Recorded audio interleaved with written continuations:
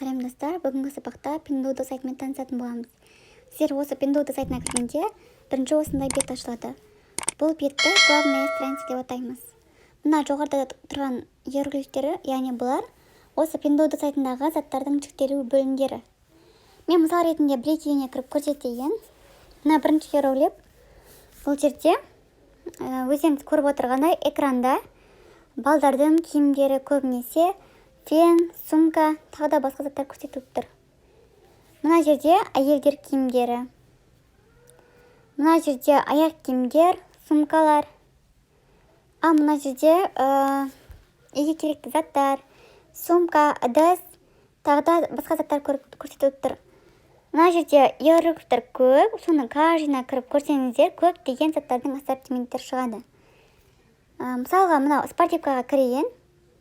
Осы спортивканың астына қарай жылжытсам, осы магазиннің, яғни осы спортивка сататын магазин тұр. Осы магазинде кіріп, басқа да осы магазиннің киімдерін көре аласыздар.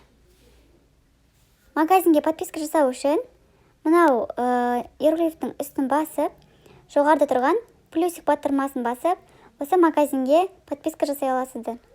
Және осы подписка жасаған магазиндеріңіз сіздердің главная страницада шығып тұрады. Осы магазин заттары. Мен қайтадан главная страницаға өтемін. Осы бөлімде постоянно болатын скидка болады. Яғни мына сағат тұрған жерге кірсек, осы жерде постоянно тек скидкалар ғана болады. Мынау тағы да жоғарыда иероглифтер тұр.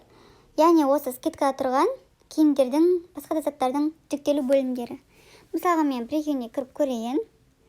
Мына жерде балдардың киімдері шығып тұр. Бұлардың бәрі уже скидкада. Келесі иероглифқа кіретін болсам, мына жерде әйелдердің киімі. Сіздер де осылай асықпай каждый иероглифқа кіріп, басқа да заттар қызықтырса, таңдап көрсеңіздер болады. Мына 11-11 деген сан, осы ноябрьдің 11 күні басталған скидкалар. Негізі бұл бөлімде көбінесе бренд, качественный тауарлар сатады. Бұл жерде де өздеріңіз көрсетіліп тұрған, мына жоғарыда иероглифтер тұр. Осыларда осы бетте осы бренд заттардың жүктелетін түрлері болады. Мысалы, киімдер болсын, аяқ киімдер болсын, әйелдер киімі. Осылай кіріп, асықпай көре бересіздер. Мынау төменде тұрған эфир, яғни бұл жерде көбінесе осы Pinduoduo сайтының продавецтері өздерінің тауарларын онлайн реклама жасап сатады. Мынау астындағы 11-11 деген сан, бағана айтып өткендей, ноябрьдің 11 күні басталған скидка бөлімі.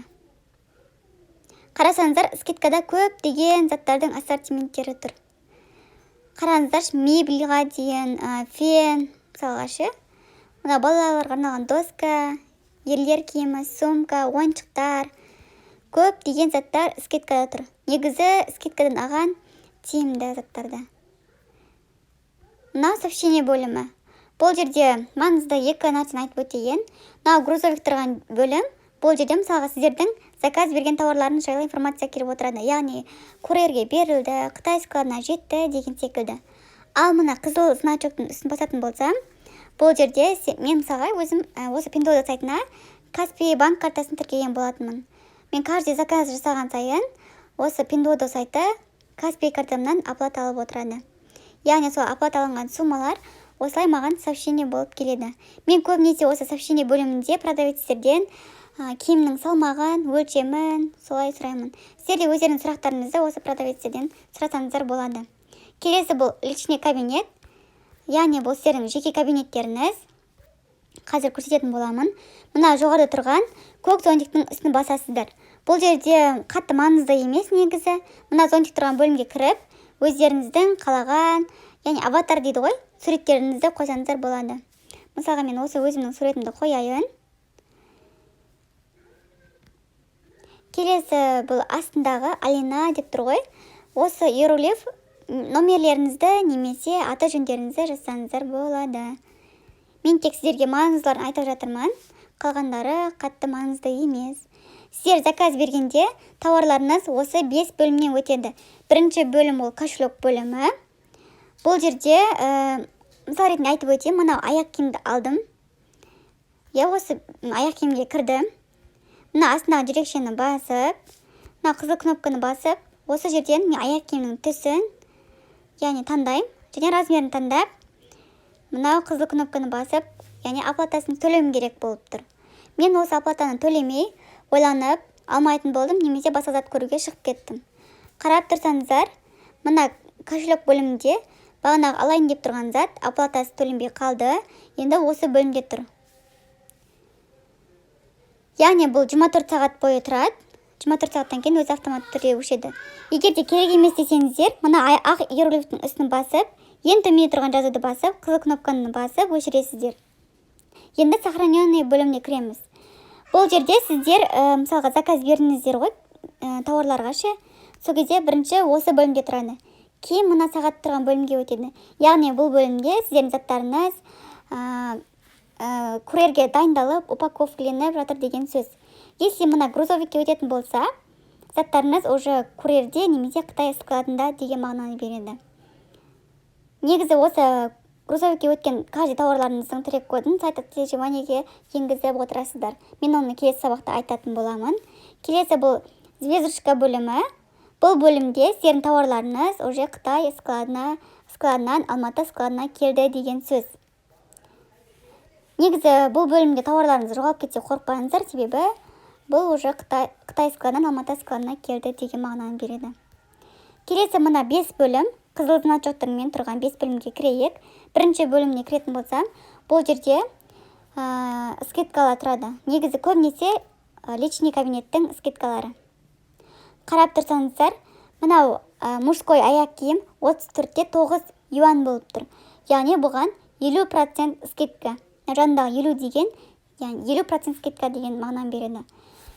Ал астындағы 41% бұл адамдар уже алған процентін көрсетеді. Если бұл 100%-ке жетсе, уже бұл аяқ киім скидкадан алынатын болады. Бұл личный кабинеттегі скидка бөлімі. Келесі картина бөліміне кірейін. Бұл бөлімді қазір сіздерге түсіндіріп өтем. Мысалға мен мына куртканы алайын. Осы куртка ұнады маған. Енді мұны мен жүрекше басып қоямын. Маған ұнаған зат осы картина бөлімде тұрады. Если мен бұны алатын болсам, мына птичканы басып, мына жерден түсін және астынан размерін таңдаймын. Осы төлем жасайтын болсам, мына қызыл кнопканы басып, тағы да қызыл кнопканы басып, төлем жасайтын боламын. Ал егер сіздер оны алмайтын болсаңыздар, осылай солға қарай жылжытып, мына қызыл кнопканы басу арқылы өшіресіздер. Келесі бұл плюсик батырмасын басатын болсам, бұл жерде мен подписка жасаған магазиндер шығады. Осы подписка жасаған магазиндердің тауарлары главная страницада шығып тұрады. Барлығы емес әрине, жартылай.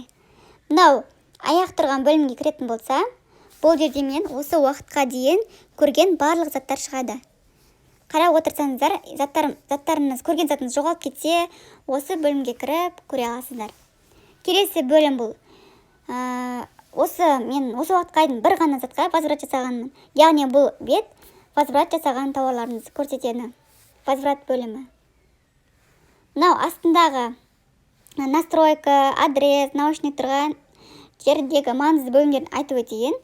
Бірінші бұл адрес бөлімі. Сіздер карго адрестеріңізді осы бетке кіріп, мына астындағы ақ иероглифке кіріп тіркейсіздер. Адрес бөлімі мен келесі сабақта түсіндіремін. Енді мен наушник бөліміне кіретін болсам, мынау жоғары тұрған грузовикке басам. Бұл жерде мен осы уақытқа дейін алған заттарым, заказ беріп, оплатасын төлеп алған заттарым шығып тұрады. Келесі бұл настройка бөлімі, осы Pinduoduo сайтының настройка бөлімі. Осы бөлімде Қытай менеджерлері отырады. Сіздер өздеріңіздің сұрақтарыңызды, мәселе болған сұрақтарыңызды осы бөлімнен Қытай тіліне аударып сұрай бересіздер. Сіздерге түсінікті болу үшін Яндекс, Google приложениесінен переводты басыңыздар болады. Маңыздысы осылар.